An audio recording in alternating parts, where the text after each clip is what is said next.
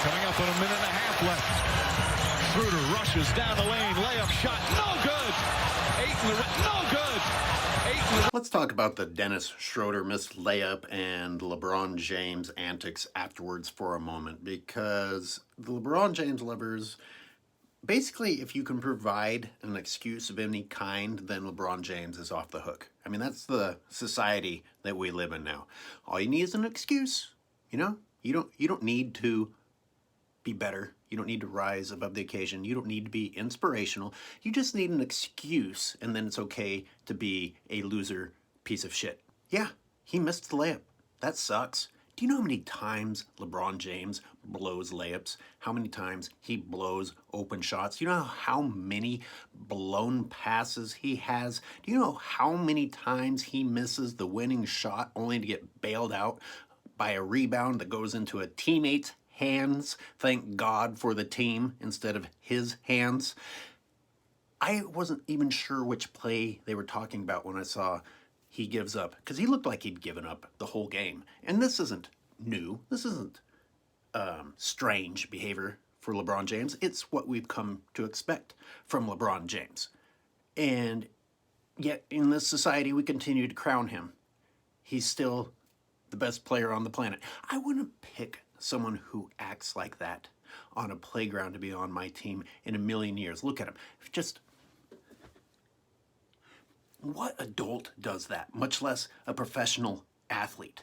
And watch as they go down the court. Rebound, hands it off to Booker. 17th rebound for DeAndre Ayton. Bridges out to Crowder. He doesn't even make it into the screen. He doesn't even get across half court. Even Schroeder, the dude went flying out of bounds when it was laying on the ground. Even he got back across half court. James didn't.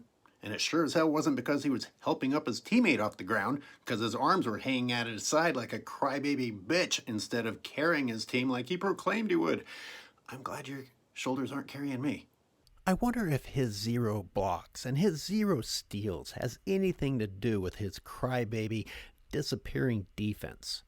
I quit. Things aren't going my way. I quit. Exactly what the best player on the planet would say, right? How the fuck do you people call this embarrassing person the GOAT?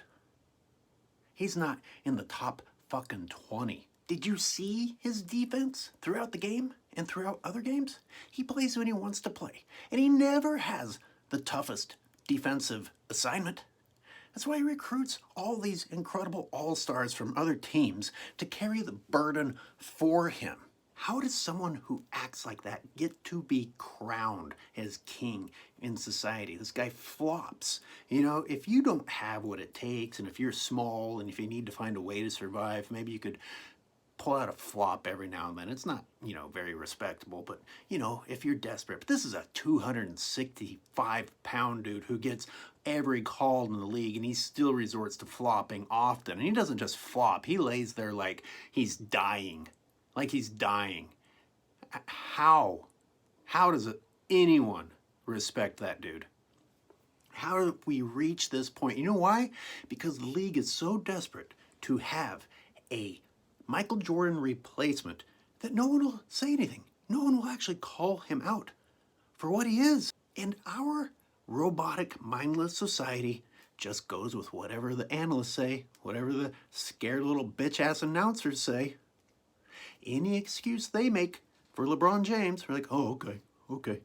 How about a true champion who doesn't rely on excuses, and who we don't actually watch quit, and who doesn't teach us the wrong way to play the game? LeBron James is the opposite of a GOAT.